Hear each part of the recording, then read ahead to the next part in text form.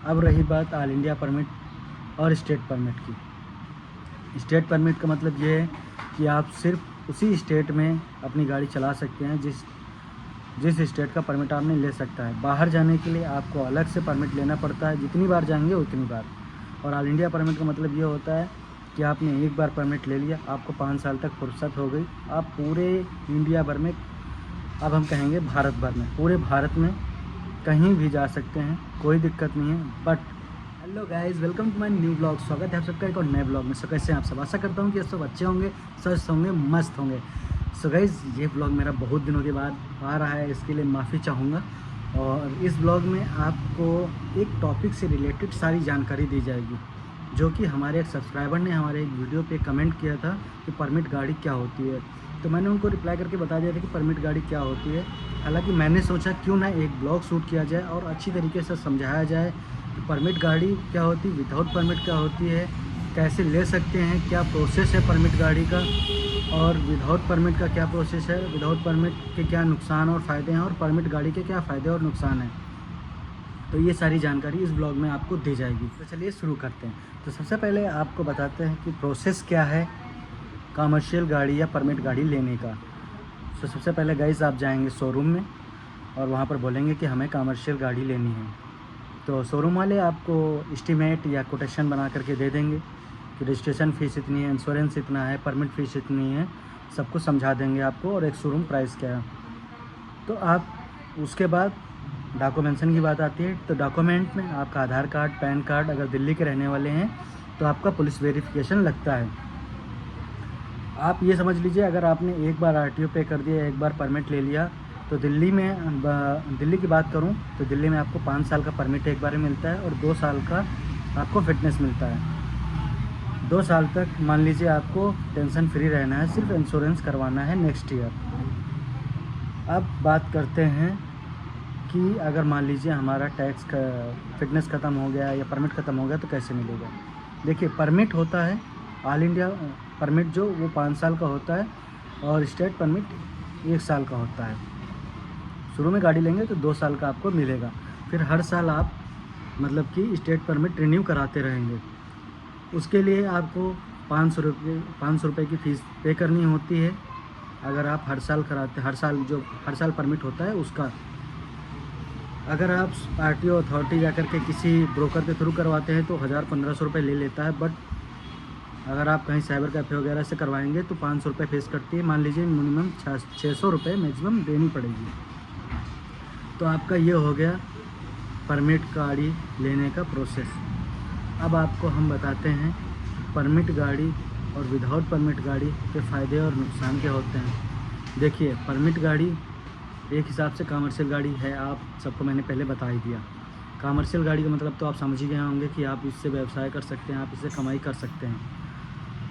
और दूसरी चीज़, अब रही बात ऑल इंडिया परमिट और स्टेट परमिट की। स्टेट परमिट का मतलब ये है कि आप सिर्फ उसी स्टेट में अपनी गाड़ी चला सकते हैं जिस स्टेट का परमिट आपने ले सकता है। बाहर जाने के लिए आपको अलग से परमिट लेना पड़ता है, जितनी बार जाएंगे उतनी बार। और ऑल इंडिया परमिट का मतलब ये होता है कि आपने एक बार परमिट ले लिया, आपको 5 साल तक फुर्सत हो गई, आप पूरे इंडिया भर में, अब हम कहेंगे भारत भर में, पूरे भारत में कहीं भी जा सकते हैं, कोई दिक्कत नहीं है। बट आपको हर स्टेट का टैक्स कटाना ही पड़ेगा। जितने स्टेट में आप एंट्री करेंगे तो आपको उस स्टेट का टैक्स लेना पड़ेगा। ये नहीं कि आपने ऑल इंडिया परमिट ले लिया तो सिर्फ आप टेंशन फ्री हो गए कि भैया अब तो हम कहीं भी जाएंगे, हमको कोई दिक्कत नहीं है। नहीं, ऐसा नहीं है। आपको हर स्टेट का टैक्स कटाना पड़ता है। किसी किसी स्टेट का 24 घंटे का होता है, किसी किसी स्टेट का 1 दिन का होता है, किसी किसी स्टेट का हफ्ते का होता है, किसी स्टेट का 15 दिन का टैक्स होता है, जो कि आपको लेना पड़ता है उस स्टेट में जाने के लिए, और आप अपनी कमाई अच्छे से कर सकते हैं। अब आपको हम बताते हैं कि परमिट गाड़ी और विदाउट परमिट गाड़ी में अंतर क्या होता है। लोग ये सोचते होंगे कि हम विदाउट परमिट गाड़ी भी लोग कमाई करते हैं, विदाउट परमिट गाड़ी से भी, लेकिन ऐसा नहीं है।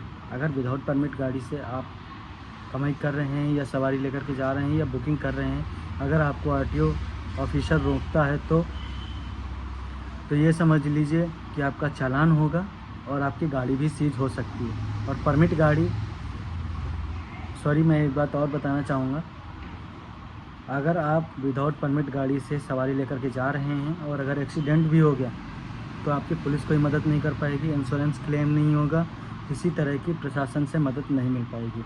और वहीं दूसरी तरफ अगर आप परमिट गाड़ी से काम कर रहे हैं, सवारी लेकर के जा रहे हैं या किसी गेस्ट को लेकर के जा रहे हैं, कस्टमर को लेकर के जा रहे हैं और एक्सीडेंट हो गया तो आपको फुल क्लेम मिलेगा, फुल इंश्योरेंस मिलेगा, फुल प्रशासन का सपोर्ट मिलेगा और कोई दिक्कत भी नहीं होगी।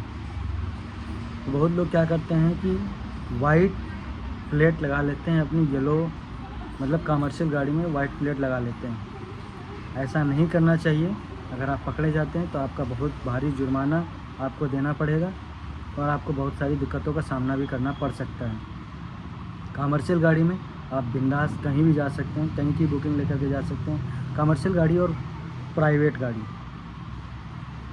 पहचाने कैसे, बहुत लोगों को जानकारी नहीं है। तो कमर्शियल गाड़ी येलो नंबर प्लेट होती है, हालांकि बहुत लोगों को जानकारी होगी इस चीज़ की, बहुत लोगों को नहीं है, तो उनको बता दूं येलो नंबर प्लेट यानी कि पीली प्लेट कमर्शियल गाड़ी व्यावसायिक वाहन होता है। और प्राइवेट नंबर यानी कि वाइट प्लेट सफ़ेद प्लेट वाली गाड़ी जो होती है वो एक पर्सनल यूज के लिए होती है, मतलब आप अपने लिए यूज कर सकते हैं, ना कि कहीं सवारी वगैरह लेकर के जा सकते हैं।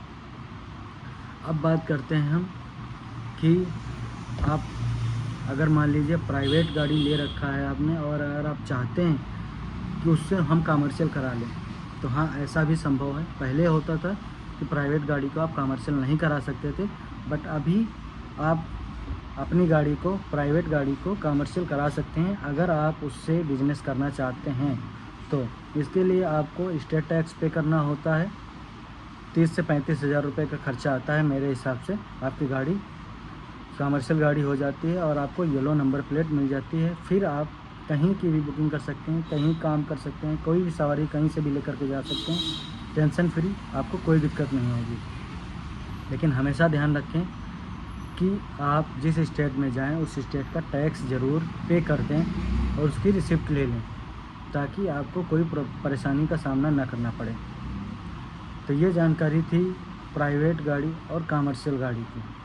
अगर और कुछ बाकी रह गया है और आपके मन में कोई सवाल है तो आप हमें कमेंट कर सकते हैं, आपको सारी जानकारी दी जाएगी। आशा करता हूँ कि आप सबको ये ब्लॉग पसंद आया होगा। तो मिलते हैं फिर किसी और नए ब्लॉग में, तब तक के लिए हंसते रहिए, मुस्कुराते रहिए। Okay, bye bye.